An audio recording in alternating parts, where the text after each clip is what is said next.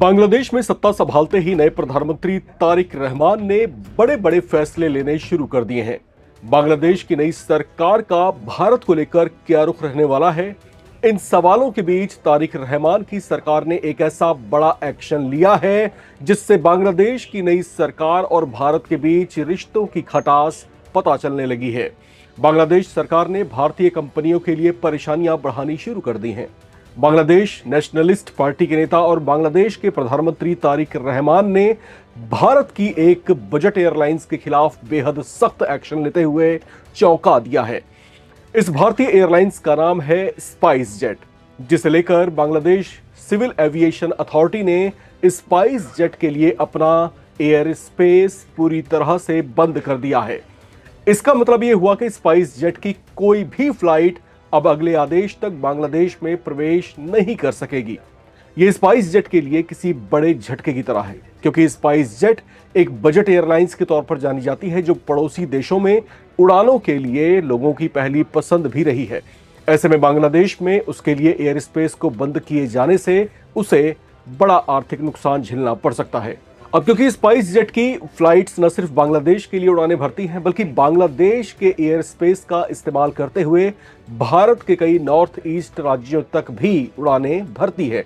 ऐसे में बांग्लादेश की ओर से लिए गए ऐसे कठोर फैसले ने भारतीय एविएशन सेक्टर की चिंता बढ़ा दी है, क्योंकि इससे सीधे नॉर्थ ईस्ट की उड़ानों पर असर पड़ेगा।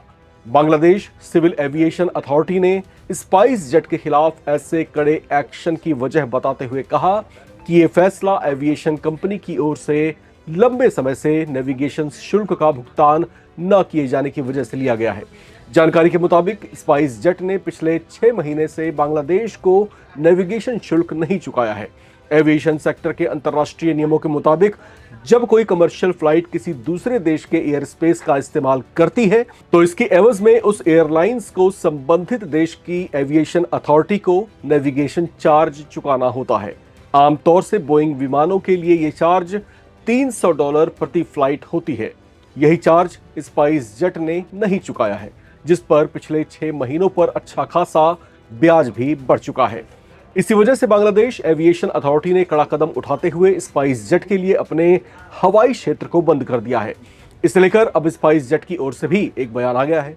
कंपनी की ओर से ये कहा गया है कि एविएशन इंडस्ट्री की ये सामान्य प्रक्रिया है, जिसे लेकर बांग्लादेश की एविएशन अथॉरिटी से बातचीत शुरू की जा चुकी है और जल्दी ही इसका कोई बेहतर समाधान निकल जाएगा, ये कहना है स्पाइस जेट का।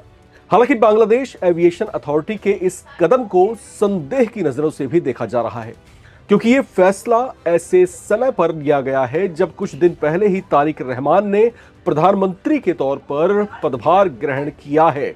ऐसे में उनकी नई सरकार के शासन में भारतीय एविएशन कंपनी के खिलाफ उठाए गए इस कदम को लेकर कहा जा रहा है कि तारिक की सरकार ने गठन होते ही रंग दिखाना शुरू कर दिया है और वो अब भारतीय कंपनियों को आड़े हाथ लेना शुरू कर चुके हैं।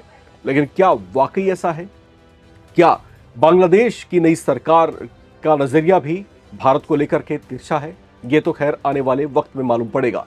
लेकिन जिस तरीके से तारिक रहमान ने भारत को लेकर के अपना रुख दिखाया है, जिस तरीके से बांग्लादेश की अल्पसंख्यक समुदाय जो हिंदू आबादी है उसको लेकर के जो है कुछ कठोर निर्णय यहाँ पर लिए गए हैं और खासतौर से उनके प्रोटेक्शंस को लेकर जिस तरीके से ये संजीदा दिखाई दी है, तो कहीं ना कहीं संकेत इस बात के भी है कि तारिक रहमान की नई सरकार के जो है भारत के साथ में सुलझे हुए रिश्ते रह सकते हैं। लेकिन ये तमाम बातें फिलहाल भविष्य की गर्त में हैं। क्या कुछ होना है उस पर नजरें बनी रहेंगी और तमाम बड़ी अपडेट्स के साथ हम फिर से आपके बीच हाजिर होंगे। तब तक आप बने रहें, देखते रहें नवभारत टाइम्स।